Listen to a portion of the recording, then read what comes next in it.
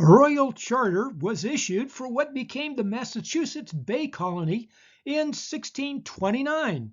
5 ships arrived in June of that year with about 400 settlers at Salem. By 1630, over 1,000 colonists had arrived. As with Plymouth, they were short on provisions and still unable to live off the land. A couple hundred died. Even so, they had about 16,000 people by 1642, as well as domesticated animals. Churches, meeting houses, and schools became the expected features as various towns were settled. The term Puritan was initially an insult to what was considered extremist groups believing the Church of England too Catholic and not strict enough. They called themselves saints, the godly, or God's children. My favorite quote was H.L. Mencken, the haunting fear that someone somewhere may be happy. Some were separatist, not affiliating with the Church of England. Among those were original and later settlers in the Massachusetts Bay Colony. John Winthrop became a leader and was governor for 12 of the colony's first 20 years.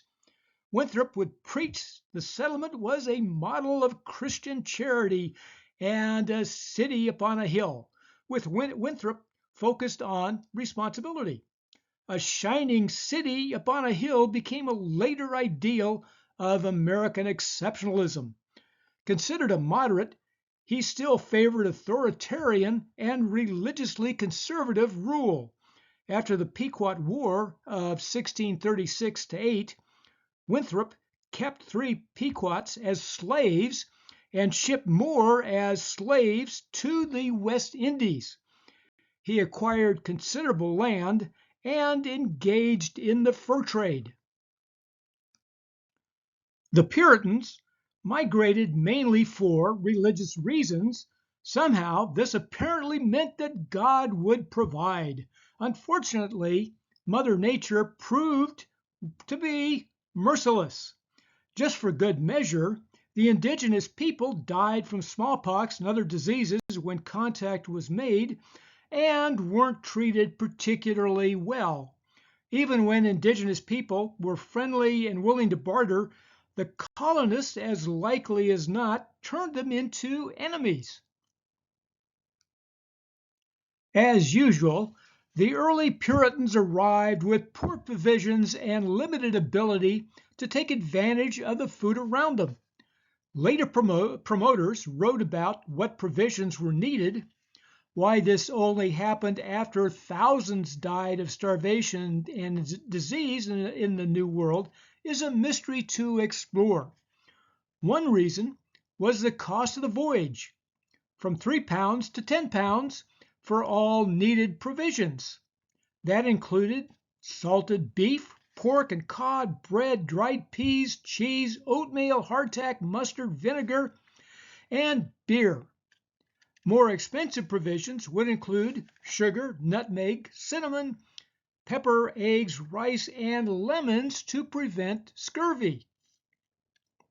Without adequate provisions, you took your chances with scurvy and starvation.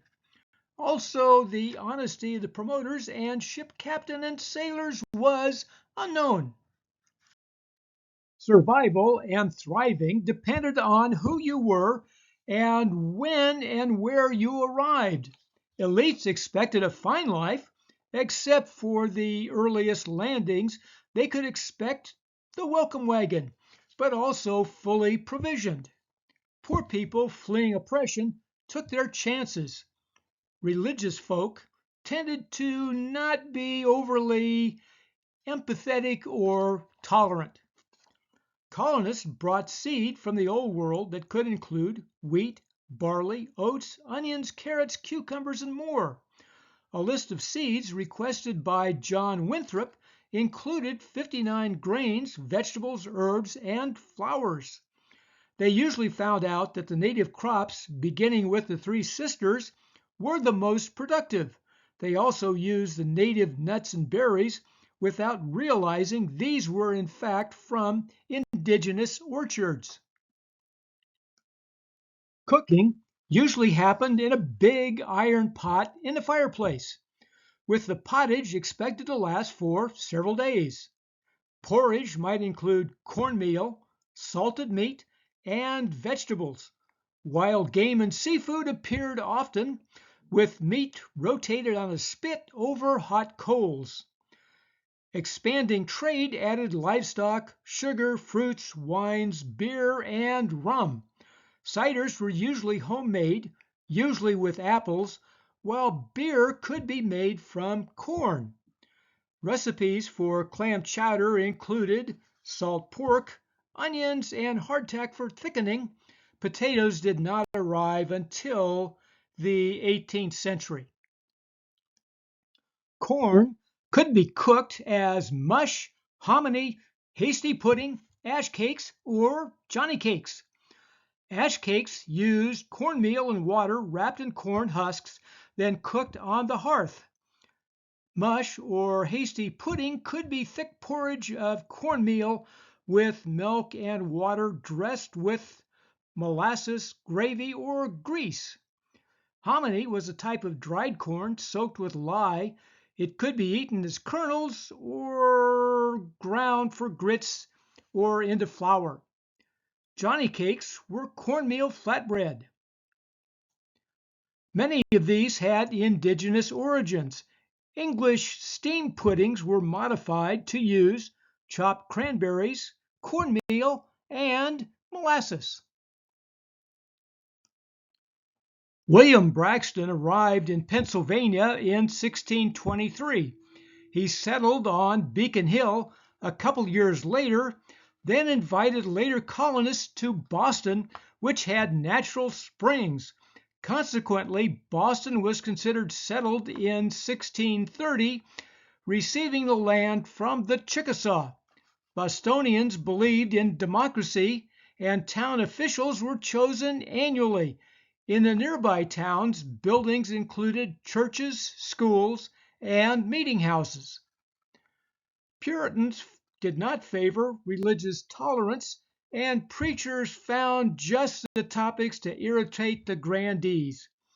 Fortunately, the penalty was banishment rather than execution. The point for colonizing was fleeing religious persecution, not religious tolerance. Those beyond the pale had to leave. Roger Williams was a Puritan minister, but advocated religious freedom and the separation of church and state, plus dealing fairly with the indigenous peoples. He was banished from Boston in 1635 and settled in Providence in 1636 in what became the colony of Rhode Island. Williams received title to the land from the Narragansett. The congregation he formed became the first Baptist church in America. He remained a trusted ally of native groups, especially the Narragansett. Williams received a charter from Parliament for the colony of Rhode Island. And Hutchinson was another well-known religious reformer banished from Boston, settling in Portsmouth, Rhode Island. The English Civil War pitted Charles I against Oliver Cromwell and the Parliamentarian army. Charles lost the war and his head, while Cromwell became Lord Protector. The New England settlements were mainly separatists and sided with Parliament against the king. Virginia favored the king. This basically meant the New England colonies were free from much interference from England from roughly 1640 to 1660. It also meant a large influx of royalists into the Virginia area.